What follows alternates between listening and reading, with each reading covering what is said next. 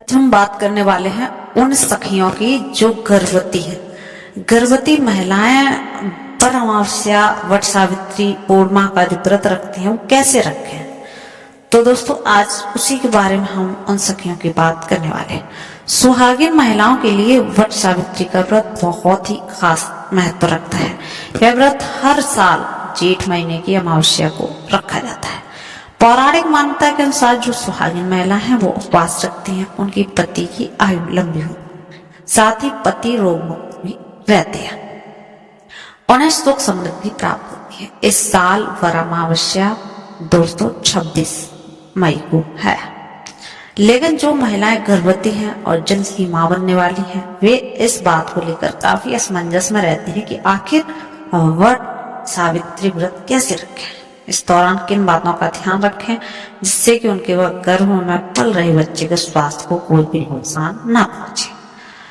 तो दोस्तों कुछ जरूरी बातें हैं जिनका हमें ध्यान रखना चाहिए और पालन करना चाहिए, जिससे हमें वट सावित्री व्रत भी रख सकते हैं और सुरक्षित पालन भी कर सकते हैं।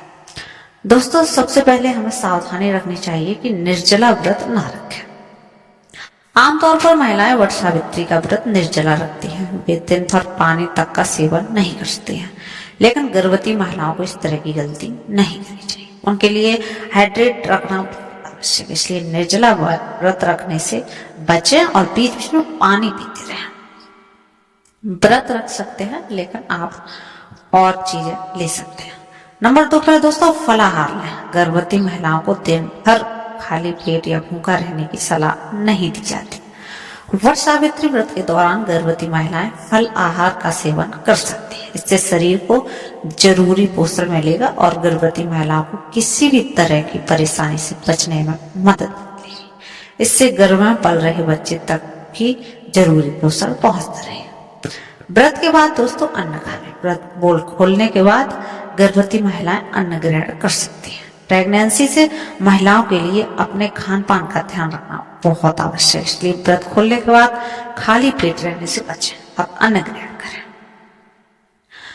और दोस्तों नंबर 4 पे है फेरे लेने से बचें। जब हम पूजा करते हैं वट सावित्री व्रत की तो 108 बार बरगद के पेड़ के फेरे लेते कोई साथ। इस दौरान महिलाओं को कलावे को लपेटते हुए पेड़ के फेरे लेती हैं, लेकिन गर्भवती महिलाओं को ऐसा करने से बचना चाहिए। हालांकि कई परिवारों में ऐसा नहीं किया जाता है, जो आप अपने परिवार के विधि विधान के अनुसार व्रत रख सकते हैं। अगर आपके यहाँ 108 फेरे लगाए जाते हैं तो आप उससे ना लगाएं। तो दोस्तों ये थे कुछ जरूरी टिप्स जो गर्भवती महिलाओं को नहीं करना चाहिए, और आगे हम आपको बताने वाले हैं ऐसे कौन कौन से काम है तो किसी भी महिला पूजा करते समय वो गलतियां बिल्कुल भी नहीं करनी चाहिए। वट सावित्री व्रत में वट वृक्ष की पूजा जब भी हम करते हैं तो दोस्तों उसकी जो पूजा करते हैं उसमें हम पति की लंबी आयु की और संतान सुख की प्राप्ति की होती है। यह व्रत विधि पूर्वक किया जाता है, जिससे साधक को भगवान ब्रह्मा, विष्णु और महेश का आशीर्वाद प्राप्त होता है।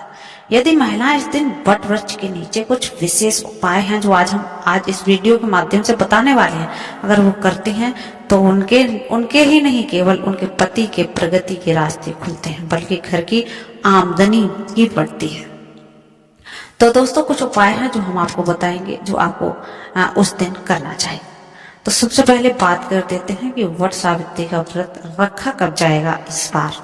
तो पंचांग के अनुसार इस वर्ष अमावस्या तिथि की शुरुआत 26 मई दोपहर 12:11 पर दोस्तों हो जाएगी। इसका समापन 27 मई को होगा सुबह 8:31।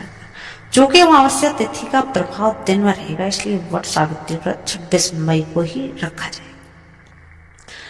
तो दोस्तों क्या करना है, वैवाहिक जीवन में सुख और समृद्धि अगर लानी है तो आप ये वाला उपाय कर सकते हैं। यदि शादीशुदा जीवन में लगातार तनाव बना हुआ है तो इस दिन वट वृक्ष के नीचे भगवान विष्णु और माता लक्ष्मी की पूजा करें। पूजा के समय घी का दीपक जलाएं और पति पत्नी को मिलकर वट वृक्ष की 11 बार परिक्रमा करें। ऐसा करने से दाम्पत्य जीवन में सामंजस्य बढ़ता है। नंबर 2 पर है दोस्तों, अगर आप आर्थिक तंगी या कर्ज से राहत पाना चाहते हैं, तो अगर आप परिवार में आर्थिक संकट बना हुआ है, कर्ज लगातार बढ़ता जा रहा है, तो इस दिन माता लक्ष्मी पीले रंग की 11 कौड़ियां अर्पित करें। यदि पीली कौड़ियां उपलब्ध न हो तो सफेद कौड़ियों पर हल्दी लगाकर अर्पित करें।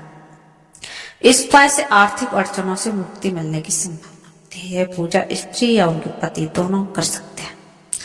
उसके बाद दोस्तों आता है, अगर आपका वैवाहिक प्रेम बढ़ाना है तो वट सावित्री व्रत के दिन सुहागिन महिलाओं को सौंदर्य और श्रृंगार दोनों का सामान भेंट करें और अत्यंत शुभ माना जाता है। इसके वैवाहिक संबंधों में मिठास आती है और पति पत्नी के बीच प्रेम बना रहता है।